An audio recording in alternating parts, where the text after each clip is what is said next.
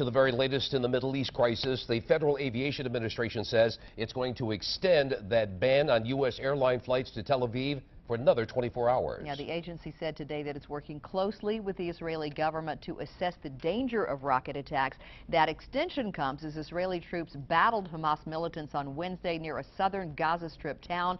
But Secretary of State John Kerry flew to Tel Aviv today and is reporting some progress in the efforts to end the fighting that has so far killed more than 680 Palestinians and 34 Israelis. 11 News reporter George Lettuce joins us in the studio now with the story of a Maryland family that has decided to move to Israel amid all the turmoil. George? Well, Stan, moving to the Middle East during a war was not their intention, but as David and Helene Brenner told me on the phone today, a permanent move to the West Bank with their sons was something even decades of fighting was not going to stop. This is the Brenner family, formerly of Pikesville. On Monday, Helene and David and their 13 and 11-year-old sons made it official. They landed in Israel, where they will live permanently, despite all that's going on in that region right now. We knew what we were getting into. We moved to Israel because of things that are going on that are, a little bit bigger than us, we think. They wanted to be a part of the Jewish homeland, something they had always felt a spiritual connection to. It's been a dream of theirs for 14 years, and they wanted their boys to experience it.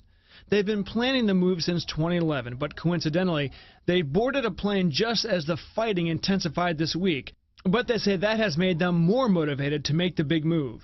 We saw in America right when 9/11 came, and there was this, experience of unity.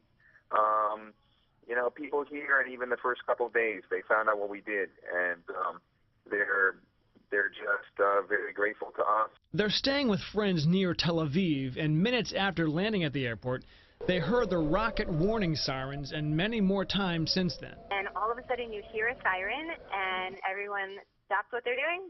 They walk into a shelter with all the other people and wait a few minutes, and then business as usual. In a week, they'll move to a Jewish settlement southwest of Jerusalem, which is in the West Bank.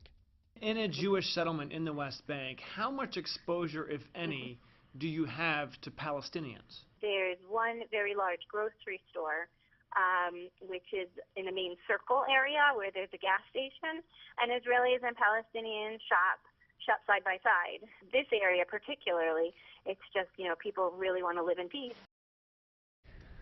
David says he'll continue his own software business over there, while Helene, a former Jewish Day school teacher here, plans to return to the classroom at some point. We're live in the studio. George Lettuce, WBAL TV 11 News.